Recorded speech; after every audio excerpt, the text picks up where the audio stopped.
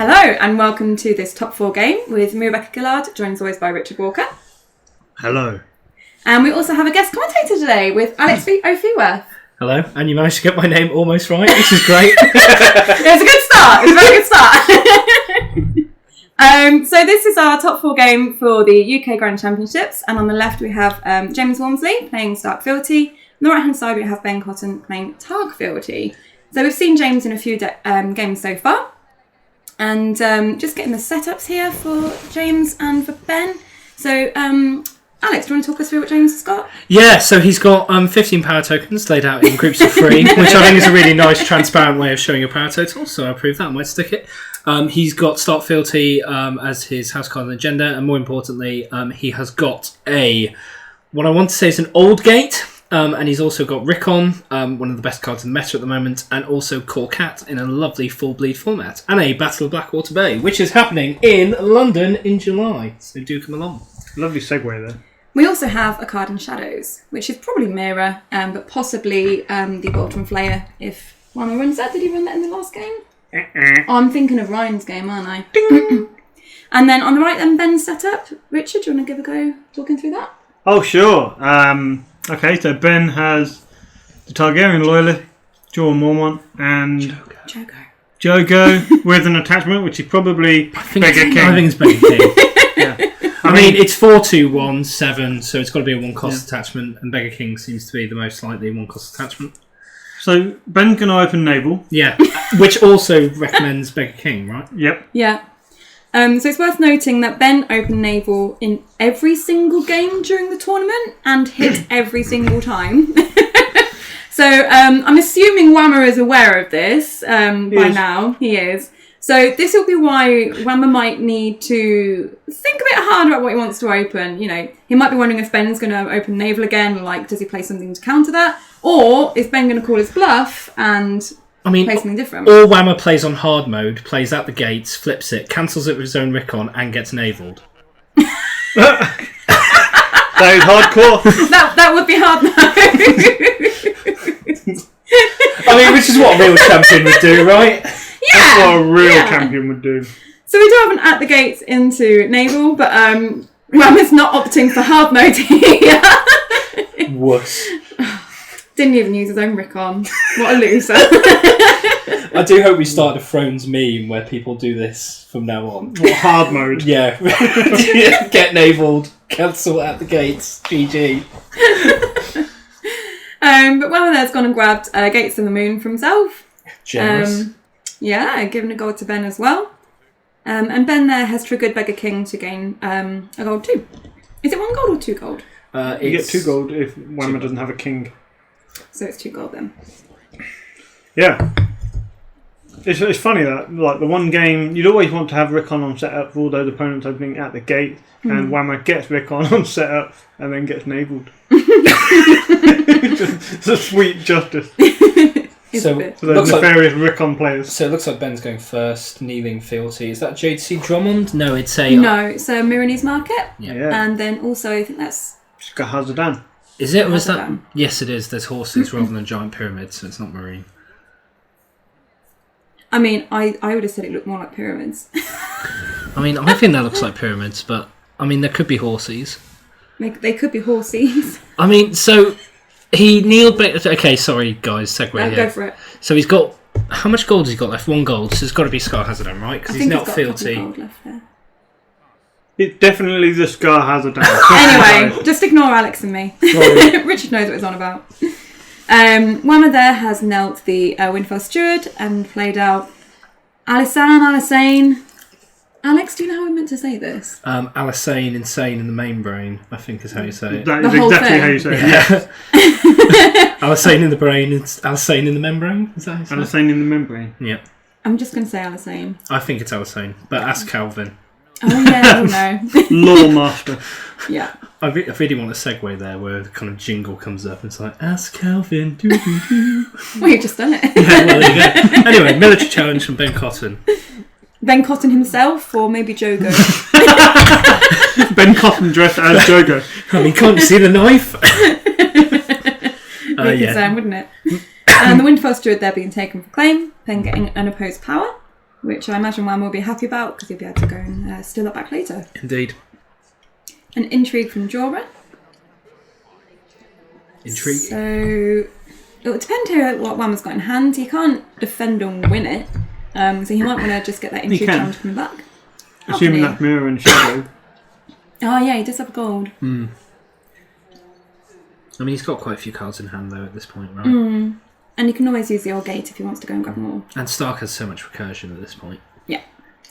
Just depends if there's something in his hand that he really, really wants to use. Yeah, if it's something like Robb Stark or something, that's a little bit harder for them to get back. That's fair. That looks like it's going to be unopposed. Forced reaction token on draw there. Betrayal. I mean, there is an interesting question here about gameplay in the current meta, right? Of whether when you are first player, that's a no surprises. That's sad. There's an interesting question here where if you're first player and you did forget renown, thanks, editor. You're welcome. There's an interesting question here of whether when you're going first, whether you should be as aggressive as Ben is being and get power on your house card, especially when you're dealing with a faction like Stark that can rush so quickly. I mean, in quite a few games that I've played, kind of going in heavy when you're first player and then just being on the reprisal potentially sets you back kind of, 4 power deficit on turn 1, and it can be quite difficult to come back from that, especially in a rush heavy meta. I feel like this is a really deep, clever conversation for... Some factions like Baratheon don't mind it because they like power being in the game. They want more power created into the game. But I'm not sure Targaryen are really that bothered. I think Ben's just trying to be more aggressive and just trying to push the challenger through. I think we just saw Winter's coming, right, on the intrigue claim. We did, yeah. And just wanted to note as well that because Kat was the one doing the challenge, it meant that when Missandei was discarded from hand, she couldn't use her interrupt to come into play. Nice.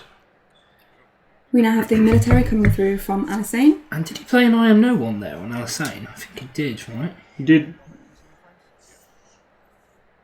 Which is interesting because it's just to get the insight at this point. Yeah, I guess you're only be +1 card though, really, aren't you? Quoth. In comes Quoth to defend. And then the power. Yeah, so Ben must have been kind of sad, but he must have expected that Cat would do the intrigue. Yeah, maybe he hoped that Alysanne would go in first with the military, not kneeling to and then you could get Quoth. Yeah. But when I'm doing the, classic good player thing, or, heuristics, as Matt Hurden would call it, of going to the intrigue first. Yep. Worked out well. Yep. Always does. Caught Ben a bit cold. So Ben could have had Kotha and Missandei on the board, defended more challenges than he did.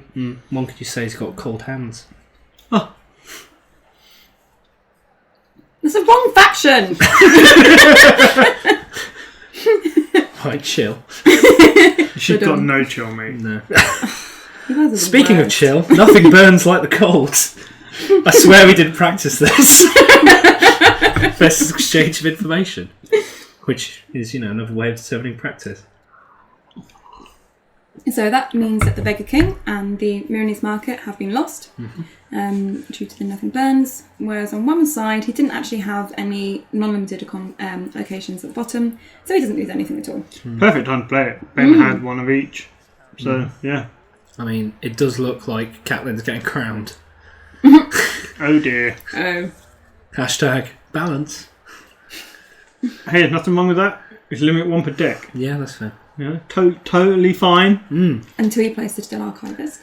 Until you play... Pay out pre and then draw it again. Mate, have you not heard of these sick new Targ cards? Like Gifts to the Widow, Black Market Merchant... Pay out pre. Sorry, yeah, I forgot. What about Zarazone Daxus? Doesn't he go get it? No, he just gets you 2 gold when you marshal a unique attachment. Oh, like Crown of Gold. Wow. It's basically a 2 gold. Hashtag synergy. Wow. You've got it going on. I don't think I've ever seen that going on. Cool. So, Ben has triggered the Skahadadan. And now he's shuffling his deck. So Ben really did need to do that exchange of information there because the end of the last turn, he basically had no cards in hand. He had to discard two cards to get Kotha into play. He had 2 Claim Intrigue from Whammer. That's 5 cards lost from his hand. Yep. He needed the card draw. I'm guessing though using Skahadadan that the cards he drew aren't really what he wanted. Maybe he just needed the gold to play out something big that he had. It's really interesting with Targ at the moment, isn't it? Because they're so reliant on that discard tech. And when the restricted list came in and hit his dart and Marine, it really disrupted that. I mean, you'd think that they'd rely on Marine over others, but also the potency they've got with Recursion and Flea Bottom is so strong. I think they're really hurt by the restricted list at the moment, Targ, despite not having as much on it as start. I mean, look at last year. Last year, Targ were really, really big in the cut. And this year, I mean, there was like, what, one Targ in the top 8? Yeah, this one. Yeah. Exactly. Two in the top 16, but yeah. And it opened Naval every round. You never have guessed that. No, it's not what I'd have expected in a Targ deck. But it just shows that, you know, they, as you say, the decks have been hit really quite hard by the restricted list. And like Alex said, the combination of his Dar, Flea Bottom and Marine all being on the restricted list. I mean, I'm not saying I'm psychic, but also the crown on Cat then. I don't understand how you saw that coming. I mean, it is a pro play. I mean, it is actually a pro play, but... So what do you think about the duped Great John? Seems good. I mean, James has no intrigue except the mirror, which is in shadow. I mean, you say it's mirror, but we don't know that. But Got to be it's mirror, definitely right? He's saved a goal both turns, so it feels likely that it is. I mean, what are his other shadow options? I mean, this... Skagos? Yeah. I mean, but the other thing... Well, it's not going to be Skagos, he's got it out-marshalled, but... Yep. I mean, the other thing here is, you know, kind of as you say, that Stark don't really care about the intrigue challenge at the moment just because of the amount of draw they've got. Like, it's so ubiquitous in the faction at the moment, and it's changed massively from where they were a year and a half ago, 2 years ago. Yep. When both Richard and I were playing them regularly. Put that out there. Well, you know, we've got to throw some shade, haven't we? It is the Shadows season. So now everybody plays Stark. yeah. All the good players. But yeah, they do have a lot of draw. It comes to something when they've got so much draw. Yeah. Good locations like White Harbour don't see play. I think you said that in your listener questions. Yeah. You? And it's a shame because White Harbour's really good. Sorry, we're not really commentating on the game here. Well, we are commentating on the game, but Yeah. not the game in front There's of not us. a lot to say, really. One was doing a military with Alisane and a Great John. He couldn't decide who to stealth. He first stealthed Jogo, then realised that Jogo has stealth, then decided on Jorah, and then decided, actually, no, he wants to stealth Kotho instead. I think that's probably the right call here, right? So Jorah there defending. It means he's going to get to kneel Jogo, right? Because he hasn't got anyone with dead pile. Well, That's the only one Jogo, anyway. only worked on attack, so he's just going to be 3 strength. But he's going to get intimidated. Should do. Yeah. Interesting. Wow. That's very interesting. Unexpected claim. Why would you not take the Well, he's struggling for economy. That's probably the reason, right?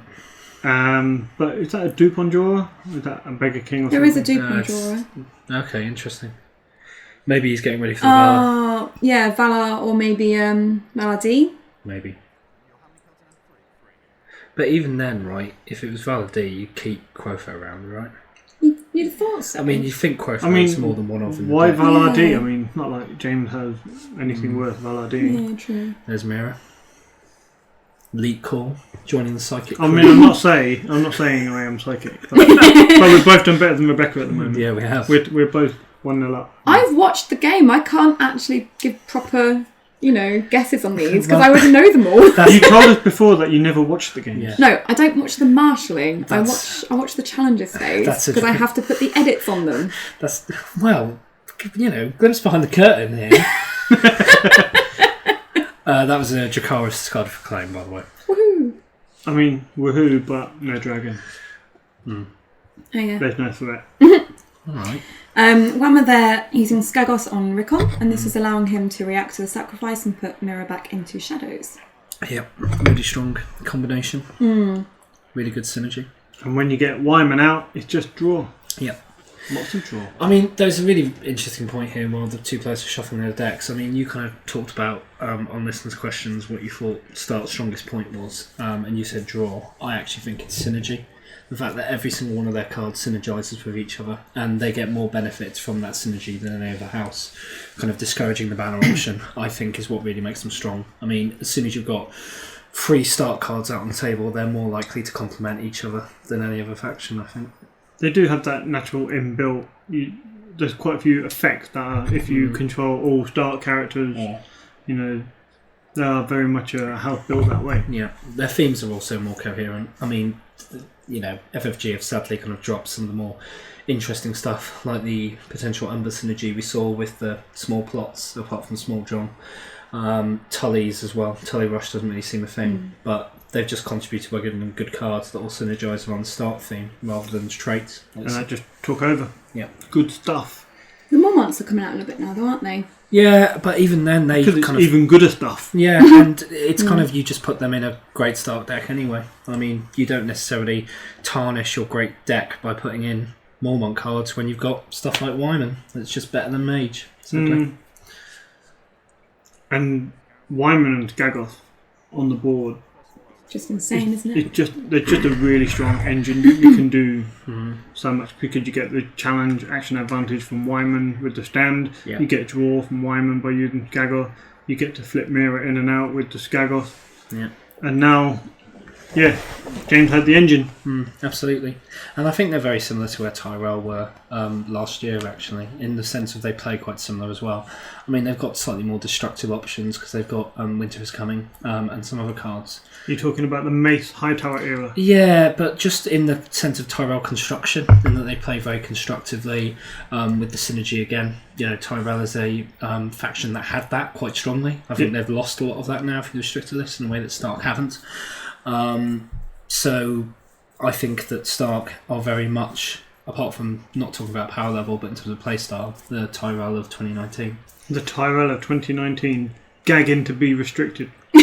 They're gagging for it, mate. But they were missed on the last one, weren't they? Missed on this one as well. Yeah. This all sounds very sad. But Ben has a Drogo. Drogo. It is a And Drogo. it's a nice new Drogo. It's a beautiful Drogo. It's a very beautiful Drogo. It's Salt Bay Drogo. I was very sad when I got my Robs because they gave us the wrong Robs. Hey, the right Robs. The wrong Robs. A 7-cost Rob is King Rob. Still the wrong Rob. You guys want to fight about it? Maybe later. I've got a soft spot for King Rob, but you are right that there's one Rob that you play at the moment. Yeah, it's like, I mean, there's nothing wrong with King Rob, but it's just the other Rob is so much better and does so much more. The problem Synergy. Yeah. Indeed. The problem with Rob is that he's called Rob. Yes. If 7-cost Rob was called Wob, then you could play both. Do you think they'd notice if I just like sharpied over the name? I mean, it's changed the R to a B and called him Bob. I mean, it's not the worst kind of pun name I've seen recently. I mean, E3, Nintendo announced Luigi's Mansion 3, which has a second player called Gooigi. Gooigi? Yeah. Where did they think that up? I can't think why. That sounds familiar, but I can't place it. Yeah, I mean... Seems a bit out there to me. Yeah, it is. Sorry, I just had to get that out. It's been on my mind. Yeah, but Alex, Gooigi. Speaking of Gooigi, here's Septim Dane, who's green, got a green icon like Luigi. She does have a green icon, and she does have some sort of weird pallid green shade to her. Indeed, and there's Northern Armoury. So that'd be nice. Oh, and Ben, more importantly, has got Flea Bottom out at this stage, so that's determined his restricted, but also links to that recursion debate we were having earlier on. Yeah. And it's a military with Jorah and Drogo. So this is where Mirror coming out and blanking Drogo would be a good... Yeah, there you go. Yeah, well, you called it. Stop that second military. Also means that Drogo won't be getting the renown either. You've got psychic powers. You just entered the third realm. Your third eye has opened. And Yeah. you guessed the name. No. I think James maybe moved his hand towards it earlier, which tipped Rebecca off. Fair enough. Or I just remembered it from when and she's seen all the challenges in the challenge phase because she edited it. Yes, we can't all have green dreams. And that looks like it was the dupe of Wyman and the dupe of Greatjon for claim. Interesting. Yeah, because James runs Valor End, doesn't he? Yeah, he does. So it feels like a strange choice. I mean, the thing is Ben really going to Valor himself at this stage when he's got Scott Hazardan? He'd be losing Drogo. He'd be keeping Jorah on the board, but he's vulnerable with betrayal tokens and the like. So yeah. Whammer probably not thinking that a Valor is likely. Plus, at some point, it's very likely Mira's going to go back to Shadows. Well, it's more that Whammer is the one that runs Valorem. Yep. So by taking the dupes off of his characters, it kind of takes away the option for him to Valar and be ahead of the game. Yeah, I think he's probably fully intending to use Skagoth draw with Wyman, maybe get rid of some of those smaller characters off the board with Wyman as well. So his board will probably be smaller by the end of the... I mean, Stark also runs Return to the Fields, right? So even if you're Valor, even if you get Valid, you've got that option of just going, right, I'm going to sack most of my board, get a bunch of gold, get a bunch of draw, and recover very quickly. Stark have got some really good plot that synergise with everything they want to do. Hashtag synergy. It's their best thing. And synergy all lead to draw. Yeah, it's fair. It's two sides of the same coin, really, isn't it? It's a big coin. It's a doubloon. So military using the Great John and Alyssane. And then reaction with Great John. Yeah. Classic Stark. Oh man, we're still only on the third plot. Yeah, and 6-1. It feels like James is going to win. I mean, Targ do have some recovery options, but I mean, Ben's been unfortunate and he hasn't seen any burn. I mean, we know that he's playing some burn in that he's got Dracarys. Playing Fealty, I mean, you play that for the surprise Dracarys. And presumably he's got dragons as well. I'd assume he's playing Drogon as well because he's one of the best Targ cards. Yep.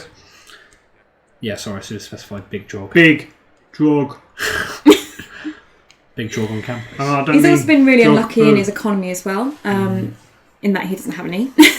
He got the Scar Hazardan, but that requires him to pitch cards. He's also got the generous gift of Gates of the Moon from Whammer. So, I mean, really, he's not that bad, especially because he's running... No, but he's running Beggar King as well, so... But he's lost that. He lost that to the Nothing Burns. Oh, yeah, sorry, my mistake. So, yeah, he's been quite deprived of his economy, so he did well getting Drogo out, to be honest. Yeah. I don't know. That probably answers the question of why he kept the Targaryen loyalist around last turn, because he needed that extra gold. So, yeah, if it was the exact amount of gold to get Drogo out, I guess that makes sense. Yeah. So Whammer pulling right ahead here. Yeah. You say the exact right amount of there gold. goes Ben Drogo. just discarded 2 gold that he had spare. Yeah. But also, he also, just had to discard 2 cards for his plot. He was playing You When We Die, so you just saw a Drogon go into the discard pile. I mean, that again suggests that Ben hasn't seen the economy that he needs, but he's probably also been unfortunate in just seeing the big characters. Targ do have a slight problem. They're similar to Stark in many ways in that they are kind of, up at the higher end of the curve in terms of their high impact characters, right? They do have quite a polarising cost curve. Similar in to Stark. that a lot of their 3 and 4 drops are just not very good. The only 5 drop they really run is Koto, and you don't pay anything for him. Yeah, that's fair. So you're generally playing cheap dragon, Yep. cheap characters like Mormont and Viserys, and then your impactful 6 costers. Yep.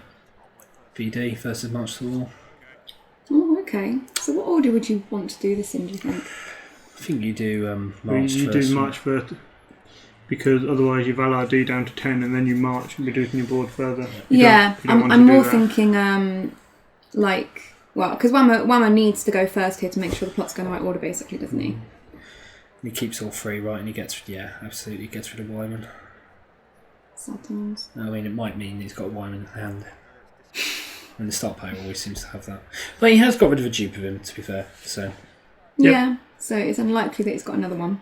But you're 9-0 at this point. He's got tons of cards in hand. He's probably doing all right in terms of draw. And Stark had more sources of it, as we kind of discussed. James has a lot of money.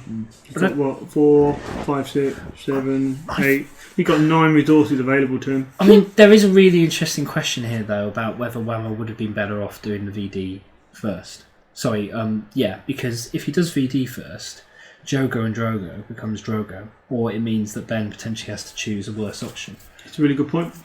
Because James loses a brand there. Oh, well, there you go. That's the answer for why. Here we go. Yeah. Skagos. Yeah, there we go. That's just killer at the moment, isn't it? Ben reluctant. He's like, I don't want to. No, you can't make me. Please. I won't believe it until I see it. Well, there you go. Are you going to trigger him? It's a forced reaction. I mean, you have to ask the question, right? Maybe he's asking the question of the game more than Whammer. So Ben has only 2 cards in hand because he just played You Win or You Die, which meant that his hand was empty at the beginning of this turn.